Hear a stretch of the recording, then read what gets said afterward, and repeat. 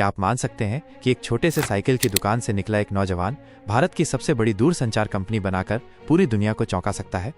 वो शख्स जिसने 2G के जमाने में तगड़ा दांव लगाया, 3G की रफ्तार पाई और 4G को घर घर पहुंचा दिया, उन्हें सुनील मित्तल के नाम से जाना जाता है। आज हम जानेंगे कि कैसे बाइक की चेन से बैंडविड्थ तक का उनका ये सफर एक अविश्वसनीय कहानी लिख गया। सुनील मित्तल का जन्म 23 अगस्त 1957 को लुधियाना, पंजाब के एक मध्यम वर्गीय मारवाड़ी परिवार में हुआ था। उनके पिता गुरु वशिष्ठ मित्तल शहर में एक प्रतिष्ठित साइकिल की दुकान चलाते थे। बचपन से ही सुनील ने अपने पारिवारिक व्यवसाय की बारीकियों को देखा। हर साइकिल का शोरूम, हर पुर्जा और हर मुमकिन ग्राहक संबंध उनके पिता के लिए एक जिम्मेदारी थी। दुकान में रोजाना साइकिलों की मरम्मत, नए मॉडल्स की इन्वेंट्री और ग्राहकों से बातचीत, ये सब सुनील के बचपन का हिस्सा था। उनकी माँ रामलाल देवी घर से बाहर निकलकर भी धर्म कर्म, रिश्तेदारों के मेल और बच्चों की पढ़ाई पर ध्यान देती थी। इस पेशेवर वातावरण ने सुनील के व्यक्तित्व को 2 महत्वपूर्ण गुणों से समृद्ध किया। लुधियाना के स्थानीय स्कूल से शिक्षा ग्रहण करने के बाद सुनील ने दिल्ली के प्रतिष्ठित Shri Ram college of commerce SRCC से B.Com की डिग्री ली। उन्होंने कहा था, कॉलेज की लाइब्रेरी में बैठकर मैंने पहली बार सीखा, बड़े सपने देखना आसान है, लेकिन उन्हें साकार करना गहन तैयारी और अटूट हौसले से संभव है। B.Com के बाद सुनील ने MBA के लिए अमेरिका का रुख किया। उन्होंने यूनिवर्सिटी ऑफ ब्रैंडन USA से मास्टर्स इन बिजनेस एडमिनिस्ट्रेशन किया। एक अजनबी देश में बिना परिवार के साथ भाषा और संस्कृति की चुनौतियों ने उन्हें आत्मनिर्भर और तेज तर्रार मानसिकता वाला व्यक्ति बनाया। अमेरिका से लौटते ही सुनील ने अपने परिवार के बिजनेस को आगे ले जाने की बजाय एक नई राह चुनी, टेलीकॉम सेक्टर। उस वक्त भारत में दूरसंचार की संभावनाएं कागजों तक सीमित थीं। इंपीरियलिस्ट दूरसंचार की योजना बनी, लेकिन सरकार द्वारा लाइसेंस की नीतियां साफ नहीं थीं। 1992 में सुनील ने हांगकांग स्थित हचिसन वैम्पोआ के साथ मिलकर हचिसन SR की स्थापना की।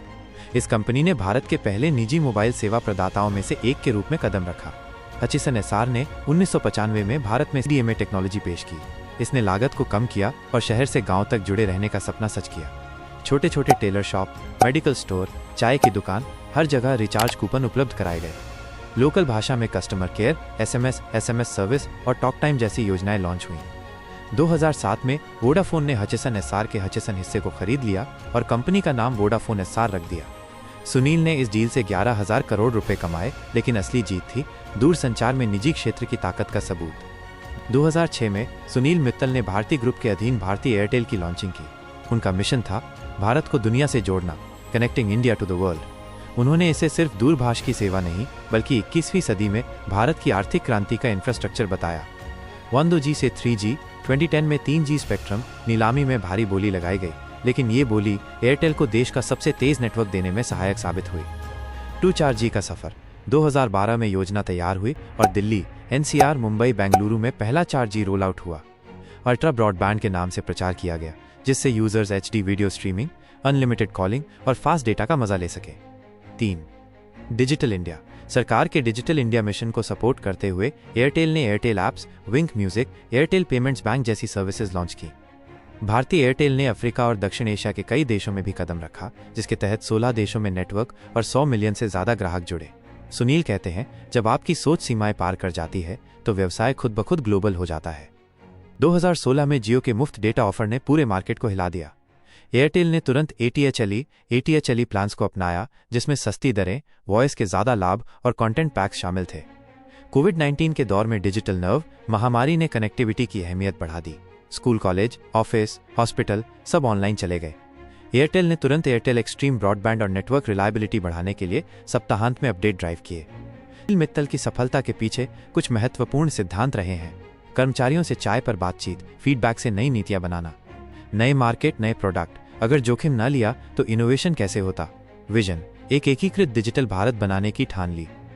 सुनील मित्तल को 2007 में पद्म भूषण से सम्मानित किया गया, साथ ही उन्हें ग्लोबल लीडरशिप अवार्ड और telecom man of the year जैसे प्रतिष्ठित पुरस्कार भी मिले। इन अवार्ड्स ने सिर्फ सुनील की क्षमताओं को ही नहीं, बल्कि भारत की दूरसंचार प्रगति को भी विश्व मंच पर स्थापित किया। सुनील मित्तल का मानना है, कनेक्टिविटी सिर्फ टेक्नोलॉजी के बारे में नहीं है, यह हर व्यक्ति को बड़े सपने देखने और दुनिया से जुड़ने देने के बारे में है। जोखिम लेना एक नेता को अनुयायी से अलग करता है। एयरटेल की वर्तमान स्थिति। आज एयरटेल के पास 500 मिलियन ग्राहक हैं। ये mobile, broadband, digital TV, payments bank, Wynk और एयरटेल एक्सट्रीम जैसी सेवाएं प्रदान करता है। एयरटेल की ब्रांड वैल्यू दुनिया की टॉप 5 वैश्विक दूरसंचार कंपनियों में शामिल है। अगर आपको भी ये कहानी प्रेरणादायक लगी हो तो अभी लाइक करें और कमेंट में बताएं आपका मनपसंद हिस्सा कौन सा था।